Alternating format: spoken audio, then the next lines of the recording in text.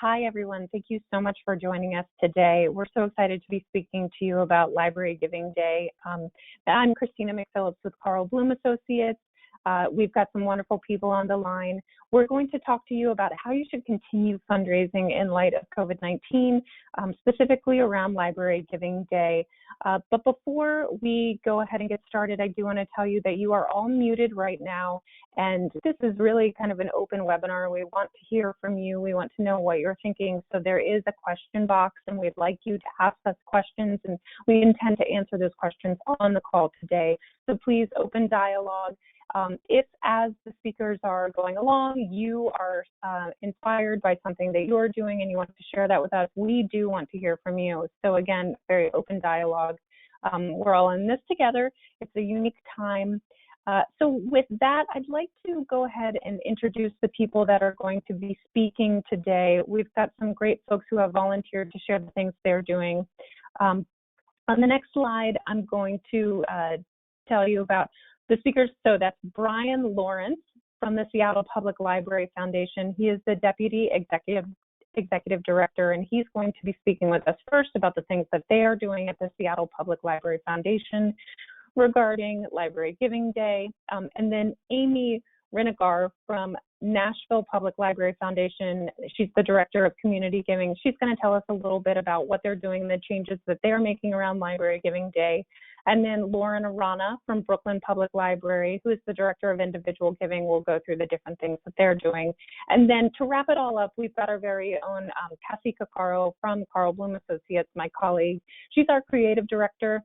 She has been speaking to so many dozens of nonprofits in the last couple of weeks, and she's going to kind of wrap everything up with just some final thoughts and ways that we can be looking at our different topics, the way we speak, the tone we use, things like that. And so in all, we really do hope this is very helpful for you. Just on the next slide, I just want to kind of keep this here for the whole entire rest of the presentation.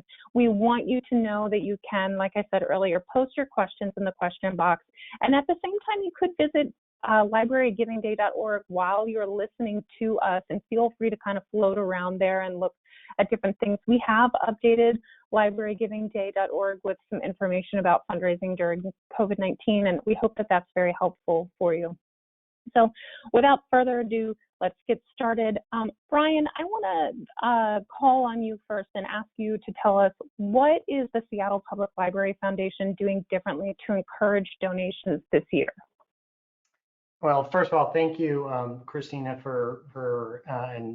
and Rob from Carl Bloom for helping to set this up. You've really been a driver behind Library Giving Day, so we thank you for making this available and helping organize all the technology to connect us all in the library community. You guys really do a wonderful job. To answer your question about what are we doing a little bit different, we are continuing sort of our Library Giving Day plan that we had in place before the coronavirus impacted our community. So we're doing our normal direct mail, we have our email campaigns lined up, et cetera. But one of the things that we've identified as an opportunity is to roll out a new peer-to-peer fundraising effort. So we transitioned, that's my dog. Hold on one second. That's no problem, Brian. I think we're all pretty much in the same boat these days. So we transitioned to a donation platform called Classy, which allows us to do this peer-to-peer effort. And our chief librarian, recognized that we have about 650 employees from the Seattle Public Library who are going to be working remotely and at home over the next 30 days or so.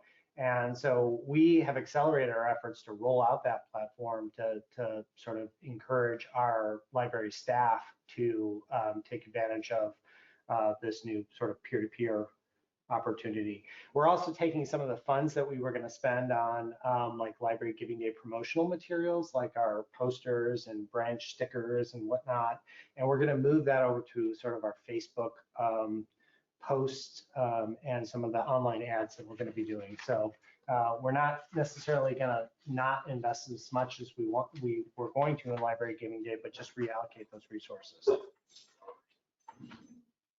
Okay, great. Thank you so much.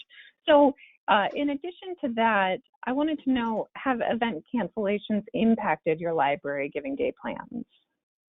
Oh, absolutely. I mean, we had a 700-person luncheon that was canceled on March 17, and like many organizations, we kind of went to the virtual model, where we asked all the people who were planning to attend to make a virtual gift. And so now we're going to take that audience, and for those who haven't made a gift, and we've received probably about 50% of the gifts that we expected through our virtual event.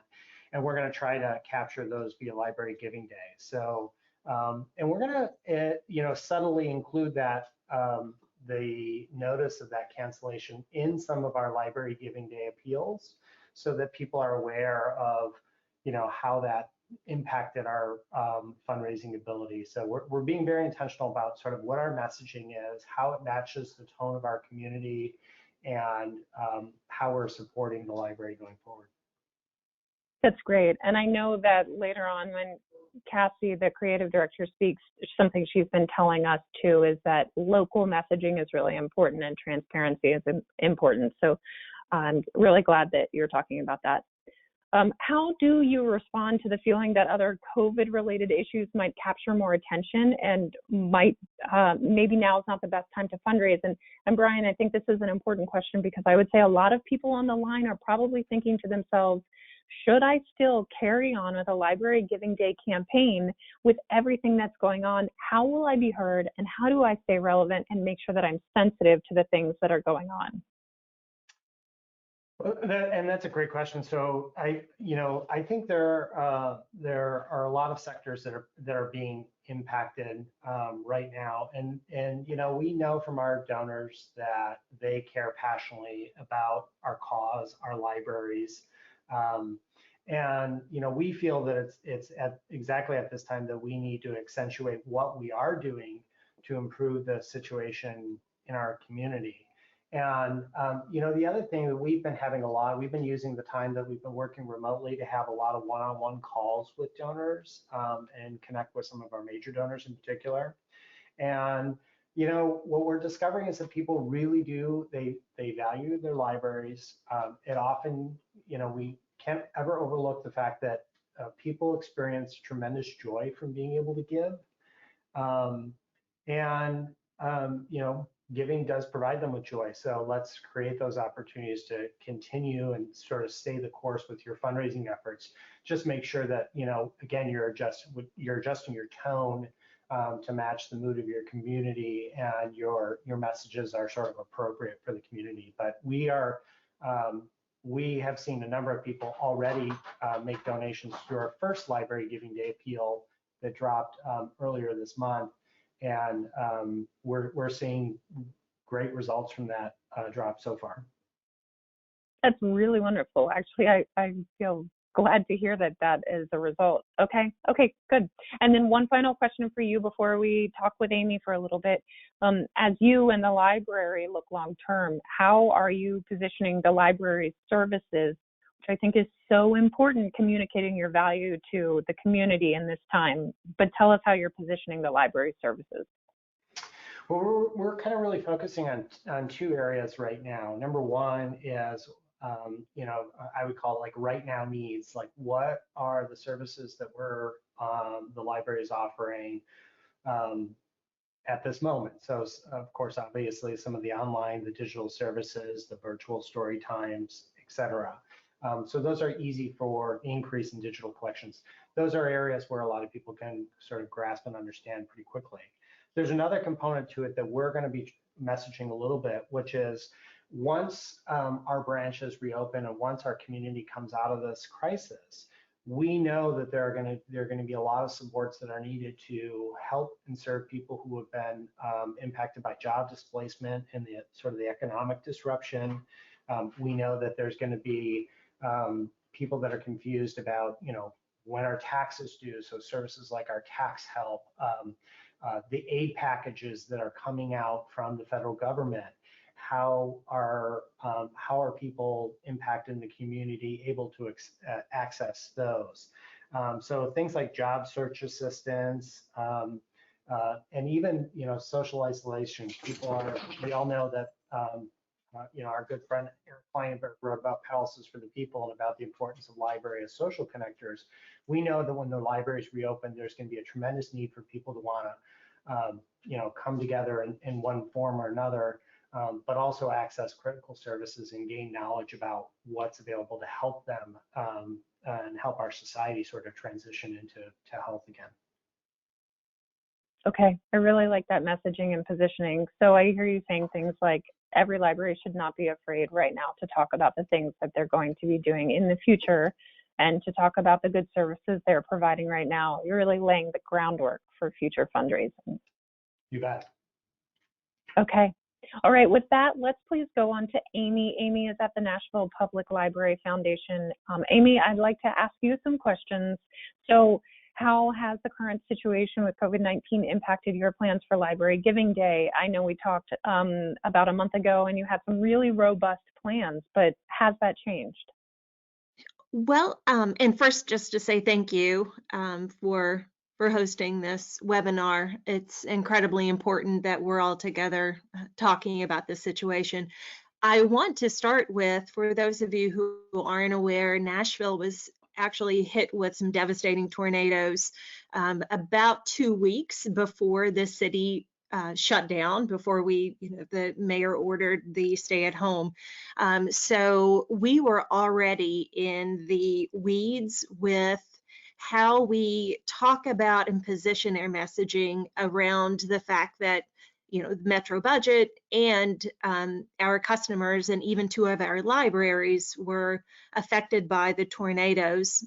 And one of the great things, find the silver lining, one of the great things about what happened in the aftermath is that we know that the library provides a safe space, that the library provides resources. People were really rallying around the 2 libraries.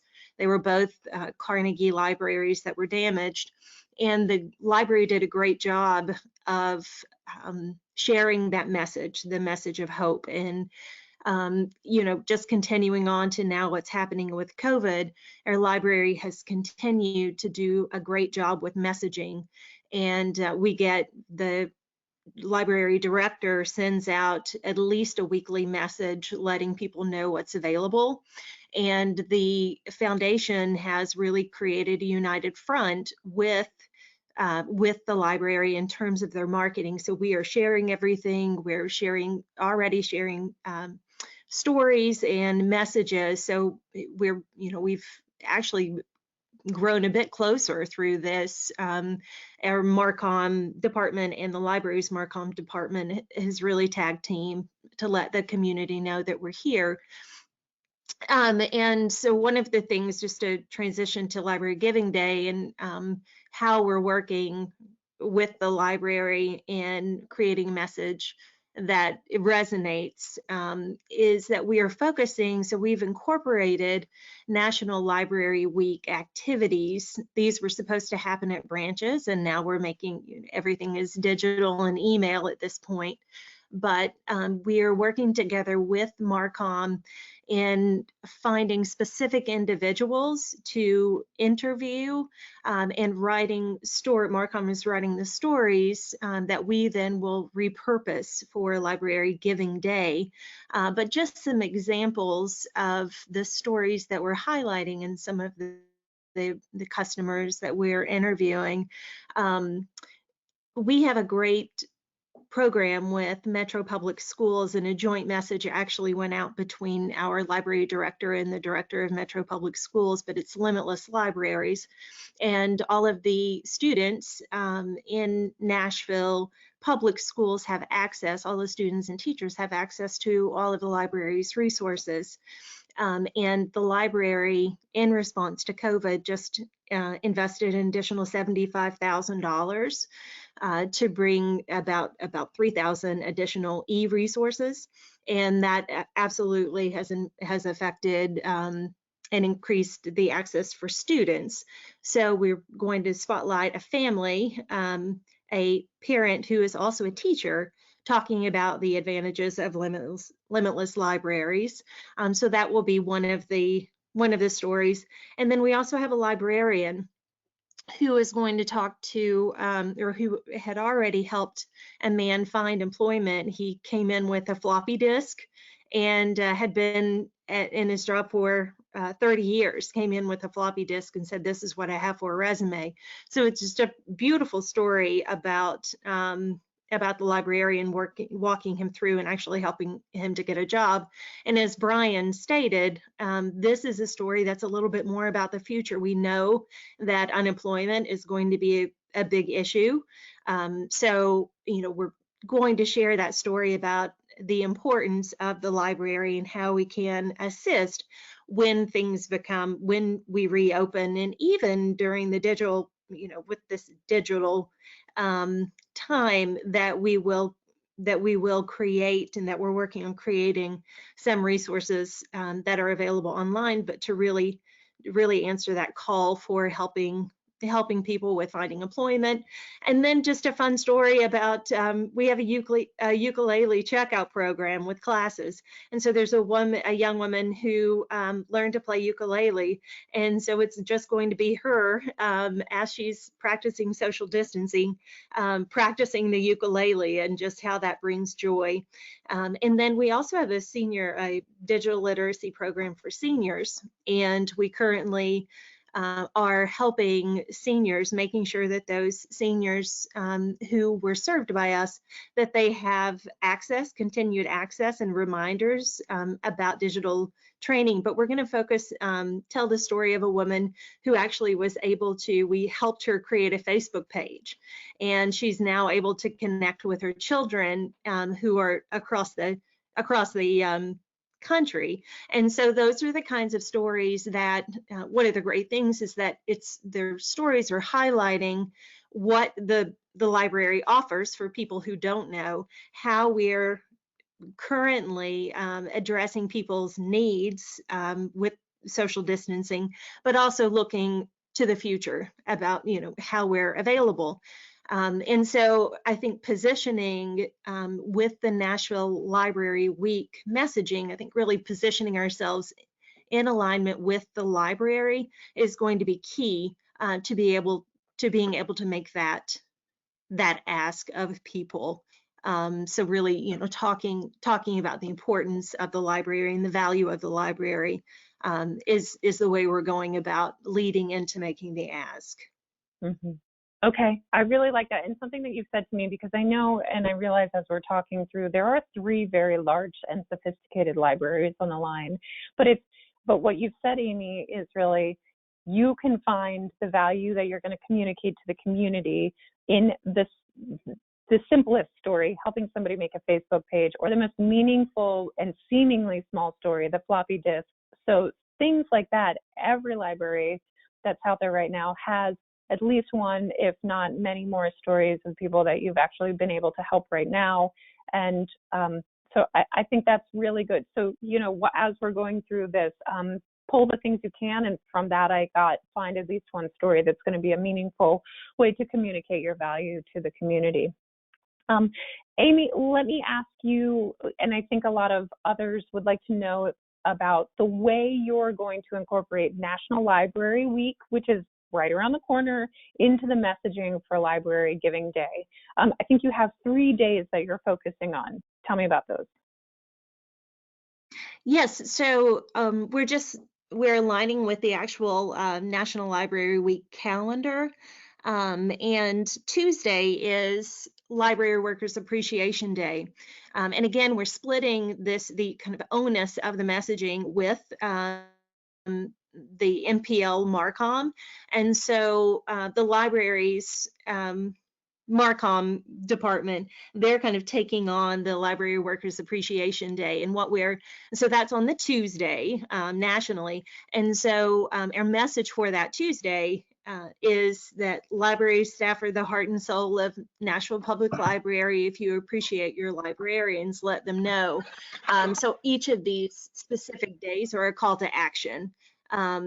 And so Tuesday, what we're encouraging, and we actually are identifying people in advance. We're sending out a survey and an email the week before that says, "Are you in? Will you celebrate National National Public Library with us during National Library Week, again, to get some buy-in. But those are going to be stories about how library staff have impacted people specifically. So it's calling out, again, an appreciation for library staff, but also what the kind of work that they're doing that is valuable to the community. So that's the Tuesday. And then Wednesday, and it's interesting because the way the calendar works is that for National Library Week, Thursday is Library Giving Day, in addition to Take Action for Libraries. So what we're doing on Wednesday is we're actually just going to make that more about advocacy, and that message is, again, about telling stories and about the library being a valuable resource. And one of our taglines is the heart of a strong city is a strong library. And so that's the tagline for the day. And it's really going to be about, if you think the National Public Library is a valuable resource, let your friends know, let the community know, and let your elected officials know. And then Thursday, of course, Library Giving Day.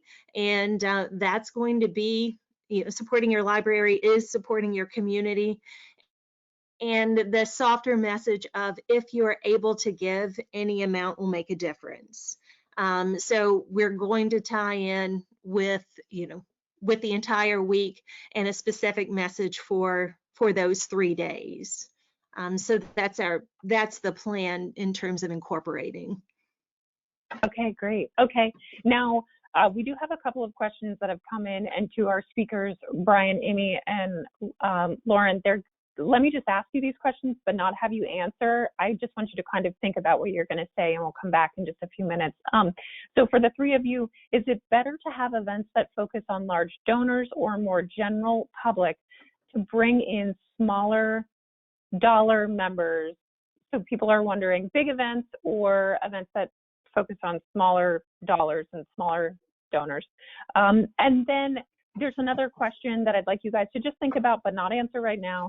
Do your libraries foundations have access to your patron contact information so that you can mail the things we're talking about to them, or so that you can do social media to those patrons?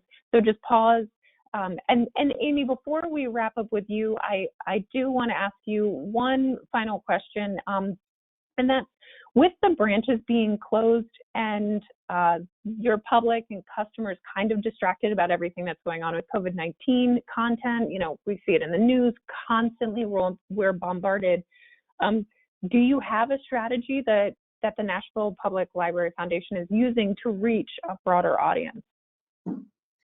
Yes, and so as I mentioned before, we are sending the survey out on the 13th, so the week prior to to Library Giving Day and National Library Week.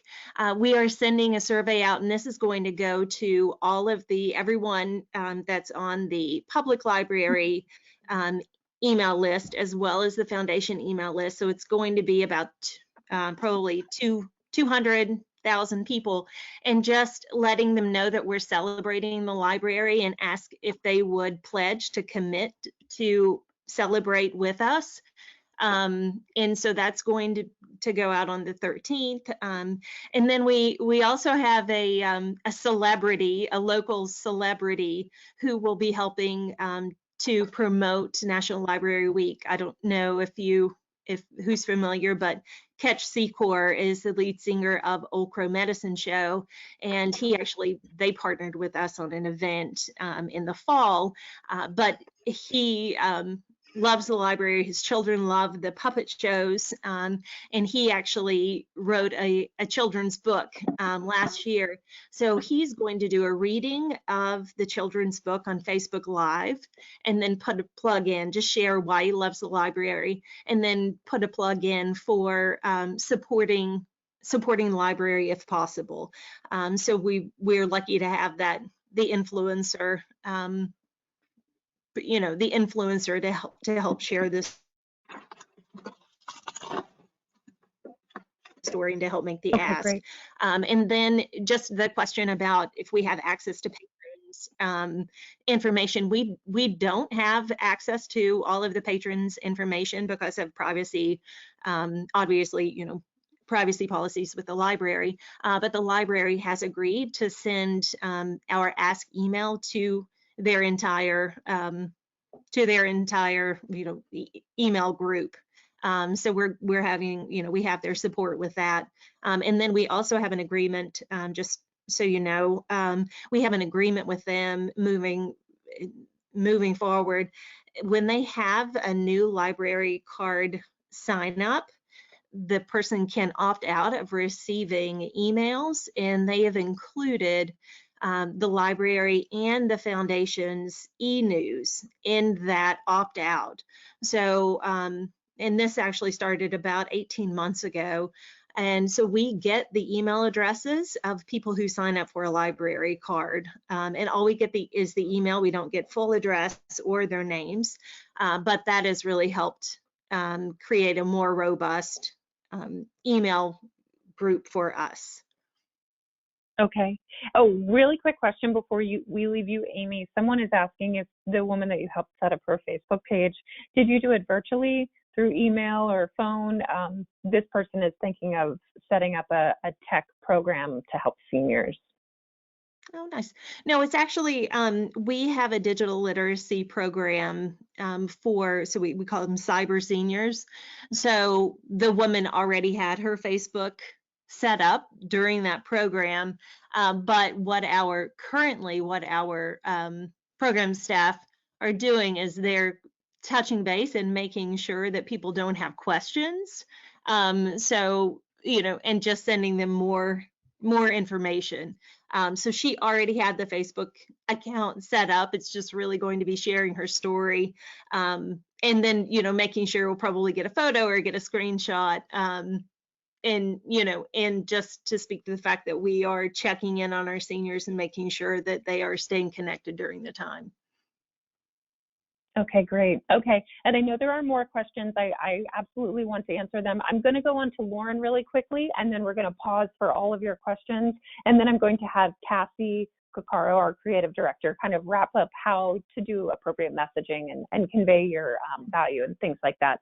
So Lauren Arana from the Brooklyn Public Library. Lauren, I know that we've talked a lot about the things that you're doing specifically around messaging and the timing of your messaging. So can you tell us, what are you doing differently for Library Giving Day this year that you didn't do last year? Hi. So we were really delighted to take part in the nation's first Library Giving Day last year, and hats off to Seattle and Carl Bloom for kicking that off. We did really well, and so of course we were happy to do it again. But we really looked at it as part kind of a little precursor mini campaign to what for us is the much larger spring campaign that happens in May and June. It's a fundraising campaign, and it also ties in with our city budget process. So it's a combination of fundraising and getting people to sign petitions, be advocates for the library as we go to bat at City Hall asking for increased funds every year for the library, or in many cases to fight cuts as we are anticipating this year and also had to deal with last year. So Brian and Amy, we had also had a pretty robust Library Giving Day plan in place for this year beforehand, but because of all of this, and we shut down 2 weeks ago and taken our programs virtual, we've decided to just start a lot of our donor messaging early. Now, in our case, something sort of interesting happened, which is that the libraries in the city decided to, the 3 library systems in New York City decided first 3 weeks ago to stop doing any type of group public programs, but for the branches to remain open. And that was tricky for a lot of reasons, but as far as donor communications went, the very first thing my team ended up doing was reaching out to all of our major donors, anyone who was funding very specific programs where there were expectations that they were to be completed by June 30th, foundation partners, donors who give us large general operations gifts, and we reached out to all of them to inform them of this and also to share plans for virtual programming early on. In my portfolio are a lot of planned giving donors too, and many are older adults. Quite a few of them live alone, and so I've been making many personal calls to them just to check in and just see how they're doing. And I think that has all of these very personal pieces of outreach have gone a long way. So that's number one. Like Brian, I think dealing with your, that personal touch for your high level donors or anyone who's kind of in a special giving category is really, really important. We did that first, and then we just started.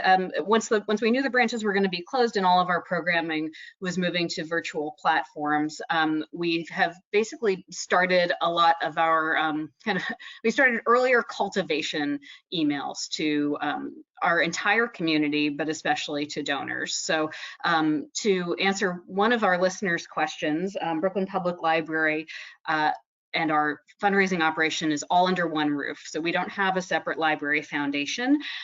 As a result, we are able to communicate with donors and card holders using same platforms. Things are pretty fluid. We're extremely respectful, of course, of privacy and preferences and things like that.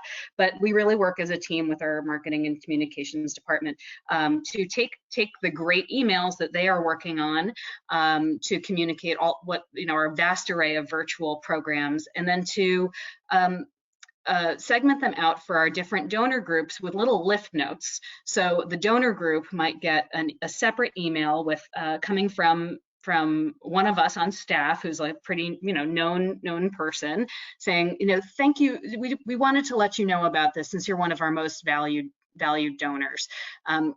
It's thanks to the support of our community that we're able to quickly turn our programs virtual at this critical time. Thank you for your help. And there's not an ask in there. It's just a little heads up, like, thanks, you have helped us be nimble in this really, really difficult time for our city. So like our other partners on the line too, we're doing an incredible array of virtual programming. One-on-one resume help. We're doing our high school equivalency classes on Zoom. We're doing our English as a second language classes on Zoom, business English, our whole entrepreneurship program also proceeding apace, in addition to the massive suite of programs for children and families, cultural programs, etc. So again, it's an earlier start, really with a cultivation and engagement focus to bring people into the fold, let them know what's happening behind the scenes before we start, gently soliciting them for Library Giving Day.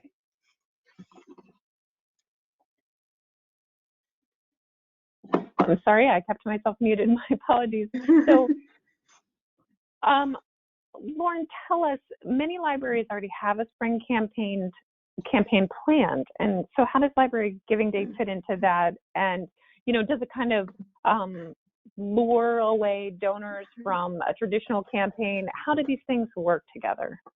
Yeah, I mean, I would say that last year we were somewhat concerned about doing Library Giving Day and thinking, oh, well, will this just redirect our existing donor base toward giving earlier, which is never a bad thing. But was it really going to help with growing our base of support? And in fact, it did. I would say half of our Library Giving Day donors last year were new. But one thing the library does really well is we work hard all year long to maintain the health of our email lists. That means that during quiet times, we have pop-up windows on our website for anyone who visits the site saying, hey, to stay on top of library news, sign up for our email list, and it's an opt-in, and we get thousands and thousands of email addresses that way. We sometimes do huge live events where to get Wi-Fi when you enter our building, there's a kind of an email gate where you have to enter your email address for some live events. So we do a lot of things to stay healthy, keep our lists healthy, and I think that really helps with acquisition under normal circumstances, but especially during times like this too. I mean, because of our virtual programming, I think we're reaching many more people. And just to talk for a moment about messaging, I mean, One of the things we're really monitoring is how our virtual programming is getting out there. So, you know, our library family page, for example, had a 5,000% increase in followers over the last several weeks, which is pretty staggering. So we're going to be kind of really monitoring different types of stories, different types of statistics that convey our reach, and we'll be talking to donors about that as well. Okay, great. And one final question for you, and it's kind of a sensitive question, but a lot of us would typically have a match gift campaign, a match gift of, you know, 5,000, 10,000, any amount that we would put together for a really strong Library Giving Day or spring campaign. What do you think about that in the current COVID-19 situation? Yeah, it's a tricky one. So last year, following the very first Library Giving Day, Carl Bloom Associates put together a really great kind of aggregated report with findings from quite a few of the participating libraries. And one of the things that stood out was that the libraries that offered a match raised a lot more money in their campaigns. This is not a surprise to any of us who work in this field. A match is productive in many ways, but in this time we were really kind of grappling with how this would sound. Would it be insensitive? You know, I just read on the news that 1.2 million New Yorkers filed for unemployment yesterday. It's a really, we're especially hard hit among cities nationally. So you know, we had in our case though, we have already secured that match and had planned on having that normally for Library Giving Day. I think it's actually, we've decided to use it because it's helpful, but also because it sends the message that the library is really worthy of support at this time, that a community of our trustees are coming together to pitch in to help out because they know how critical this is right now.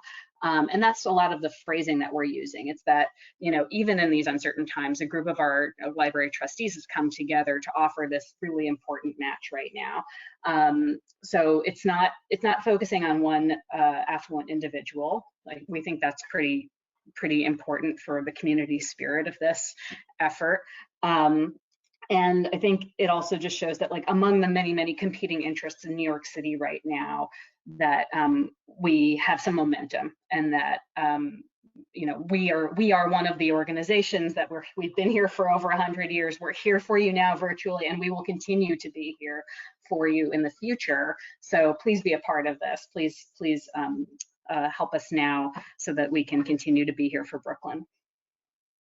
Okay, great. Okay, thank you so much. So let's answer some questions. I know that is what everybody really would like us to do. So someone is saying that their library director is hesitant to share the library card holder emails. And do you three, Brian, Amy, and Lauren, have any advice on how to convince her to share the information? This is a big question a ton of libraries have. Well, I'll jump in here and say that, you know, I wholeheartedly believe that a lot of people who use library services, like I said earlier, find joy in being able to give back. You know, we kicked off a program called Fresh Start, which allowed for people to help replace the lost books of teens over last year. And, you know, we saw huge donor growth by simply offering the ability to give a person sort of the opportunity to make an additional contribution on top of paying their fines. This was before we went fine free. And we had, you know, almost 2,000 donors per year contribute $5 to do that. So I do feel like if you have a good opt-in, opt-out policy that is clear and transparent to the donors, you should sort of honor that policy, but don't assume that your population doesn't want to help your library through philanthropic support. And I think it's up to you to sort of make that case for how you're helping the library above and beyond what public funding is providing.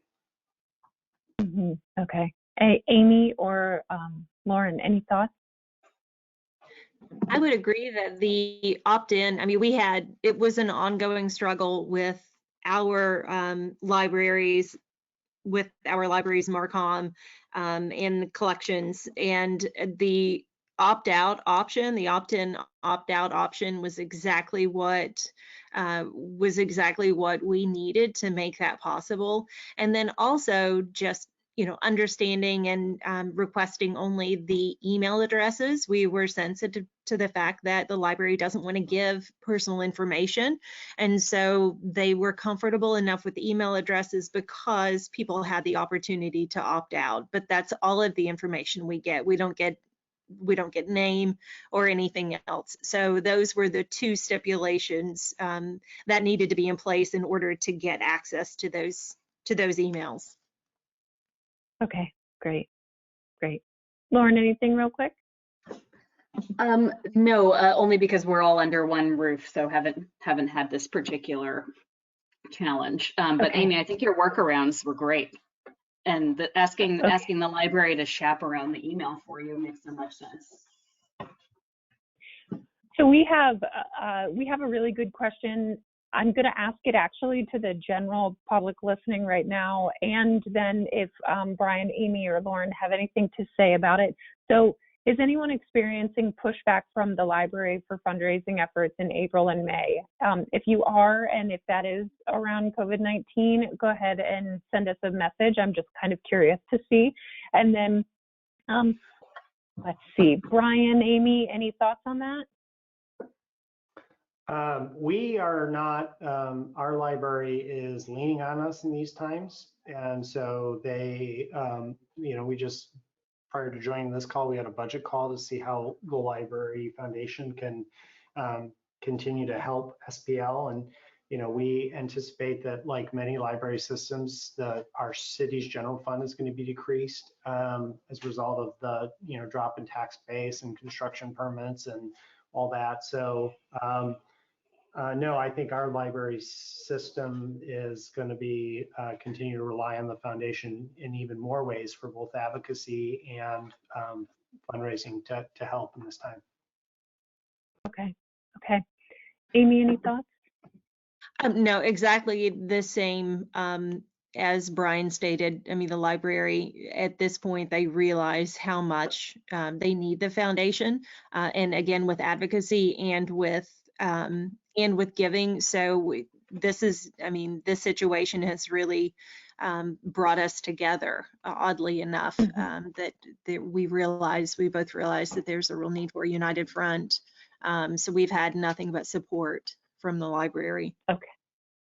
Okay, great. Brian, I'm going to ask you to answer this next one actually very quickly so that we have tons of questions coming in. The peer-to-peer programming that you talked about earlier, can you tell us a little more about that? A couple people are wondering.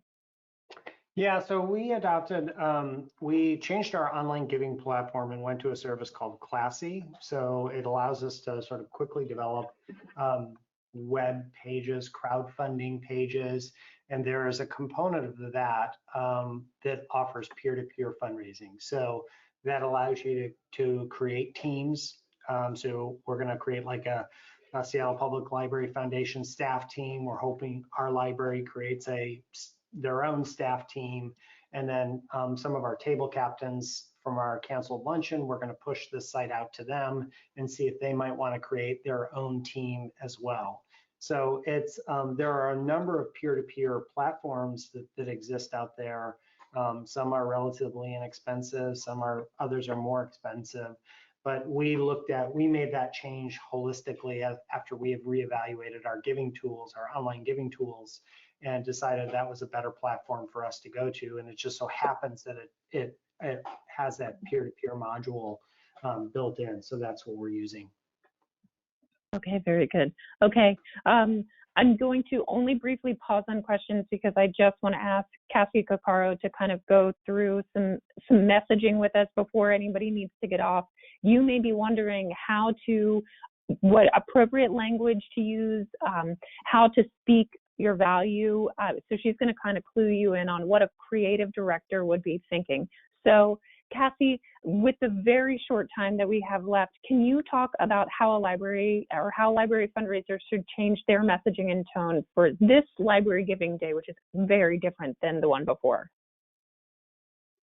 Sure. Hi, everyone. Thanks. So because everybody who already spoke on this call is doing such a good job already, some of this may have been said, but I'll just reiterate some of it, and hopefully some of it will be new as well. As you know now, Library Giving Day is still an exciting and important opportunity to fundraise, and we at Carl Bloom know that the current crisis doesn't change that, whether you're a library or another nonprofit. If anything, this crisis has made the income you receive this Library Giving Day even more critical. So when you're looking at your existing creative or designing new creative, I think it's just most important to make sure that you're being transparent and sensitive. So some things we've done, like an example of transparent is we had no idea just how critical this Library Giving Day would be when we started planning this year, and now here we are working harder than ever to help people connect remotely, and saying something like the income we receive this Library Giving Day will help us stay strong as we bolster our digital resources, really pivoting in your messaging to discuss the opportunity that the income that you receive on Library Giving Day will give you to bolster the resources that you're providing right now. In general, as the person at Carl Bloom who's working with the team to strategize the messaging points, and as the person writing a lot of these communications, I've really tried to tune into what I'm feeling personally when I get communications from nonprofits and companies right now. What feels most genuine? What kind of turns me off? So just like kind of tune into yourself and think about how other communications are making you feel when you're crafting your own communications. Does anything make you feel a sense of urgency? I've gotten so many communications that just feel sort of insensitive. So this is a great time to put yourself in your donor's shoes and just speak human to human.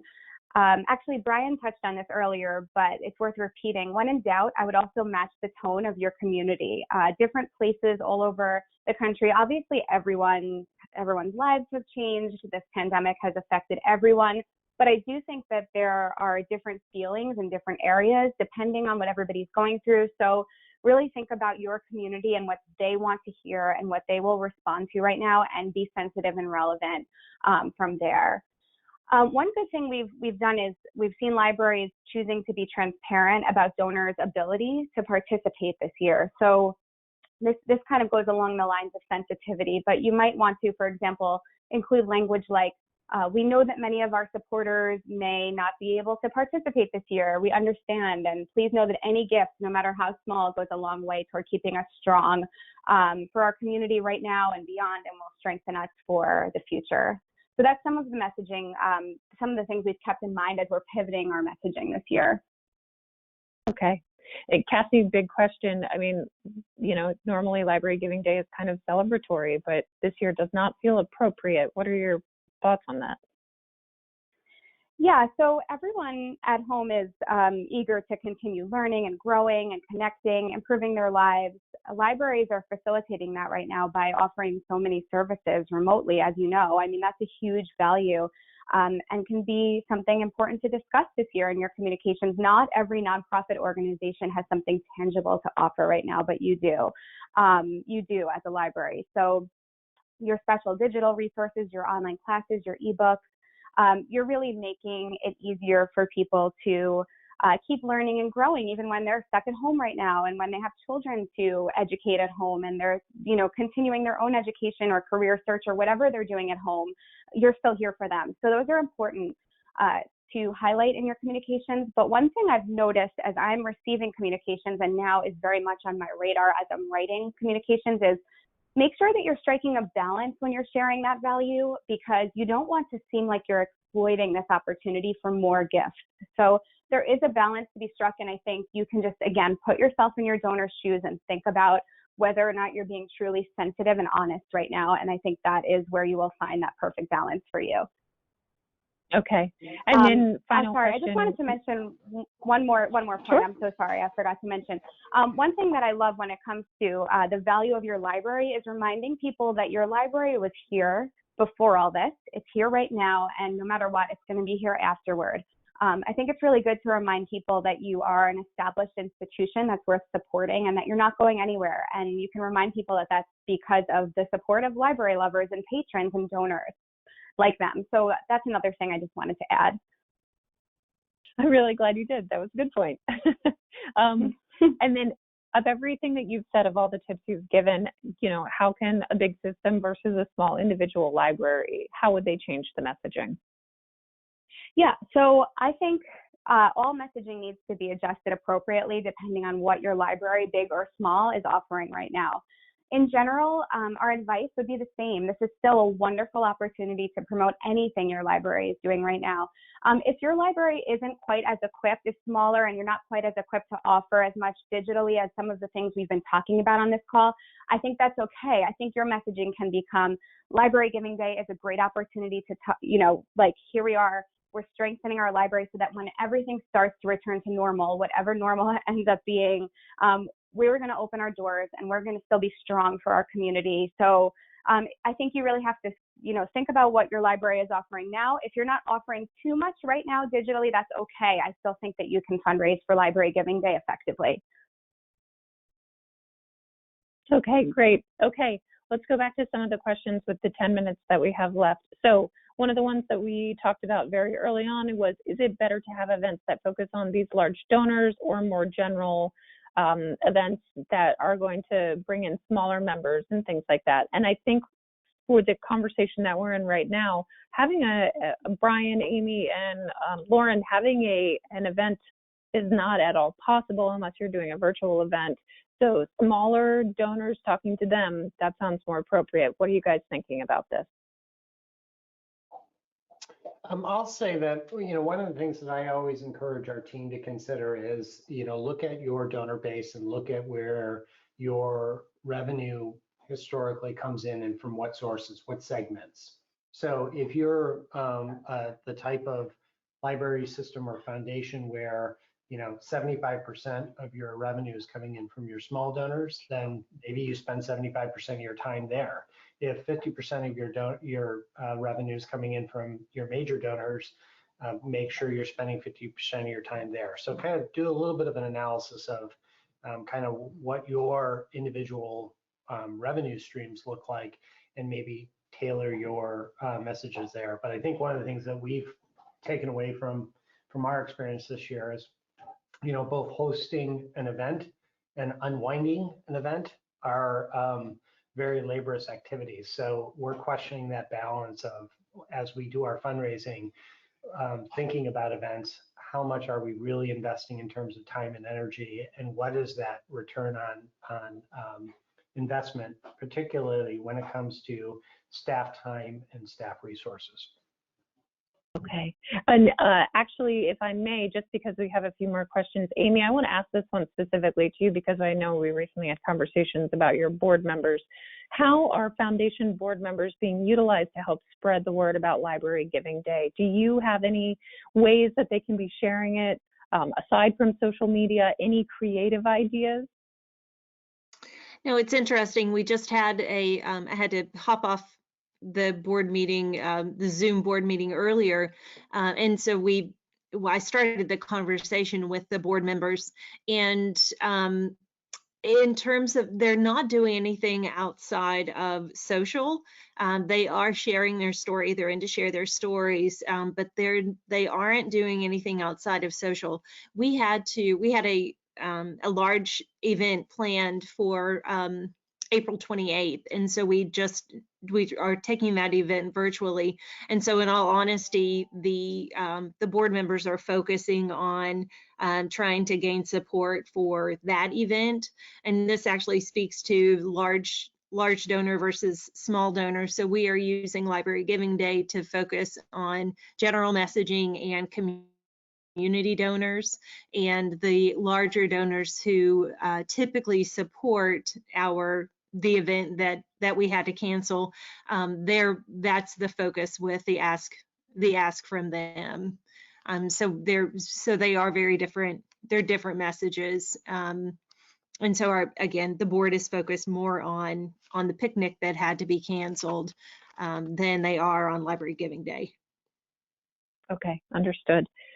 We have quite a few people, and Lauren, I might ask you this one because I think you have done some pretty good videos in social media, but people are asking, how are videos being done that you're using to tell stories? Are you posting them on Facebook or on the foundation's website or the library's website? Can you tell us a little bit about the video you're doing with social media and online?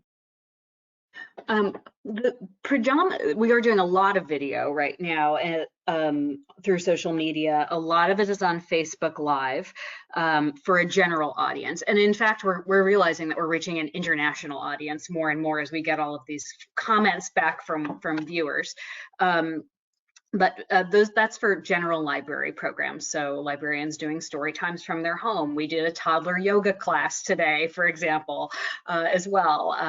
So there's that. And that's more of either a live video or a pre-recorded broadcast video in certain cases. We have not done as much of the storytelling bit around like how this is impacting people yet, but I would like to do a bit more of that. I think we're doing some Instagram stories and Twitter. We do have a full-time social media person who's certainly had her work cut out for her lately. A lot of the public programming that we're doing that requires some pre-registration is through Zoom. And so that's for things like town hall meetings that we're holding around certain events and things like that.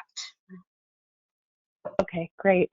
I have one final question, and we really only have 2 minutes. So for the larger cities that have multiple systems serving the same general geographic region, is anyone planning a joint event or fundraising effort? I think a lot of people are stretched thin right now and could really use some collaboration to make things work. Does anybody have any ideas about how you can partner with your other systems around you to make Library Giving Day work? We do not, but that's a great idea. We work closely with King County Library System on planned giving seminars, but I think that's an excellent suggestion. Okay. Amy, Lauren, any thoughts? To my knowledge, Brooklyn is the only system in New York City participating in Library Giving Day specifically. However, the big thing that we do together every spring is this advocacy effort around the city budget, which is a very tightly coordinated, we call it TRILI, 3 library systems effort. So it is a nice opportunity to work hand in hand for a shared goal. Okay, great. Okay. Kristina, I just want to add one thing, which I totally spaced on, is in Seattle, we've approached our local newspaper, and we typically get an in-kind ad for Library Giving Day, and we publish all the systems that are participating in our region. So that's one area of collaboration. Oh, great. Okay. Wonderful. Okay, to wrap things up, so it sounds like all of the libraries that have spoken today and Cassie, our creative director, have said things like, everything you're doing right now is very valuable. Just tell the community what you're doing. Adjust your messaging appropriately to make things relevant. Ask yourself how you're feeling about the messaging that you're receiving. Be positive, be transparent, and know that the things that you're doing are really good right now. I know that a number of you have asked questions, and I'm going to answer those, and we'll get those answers to you shortly. I want to thank you all so much for staying on the line with us today. I know it was quite a lot of information, and we will continue to update you. Please go to the librarygivingday.org website. We have changed both the emails that you can download for free and send yourself for fundraising to be COVID-19 specific, and we have changed a lot of the other language on that site to help you fundraise around COVID-19 and Library Giving Day. Please reach out if you have any other questions. I'm Kristina at carlbloom.com. You can email me anytime. And thank you all so much for your time, and thanks to our speakers. Have a good day.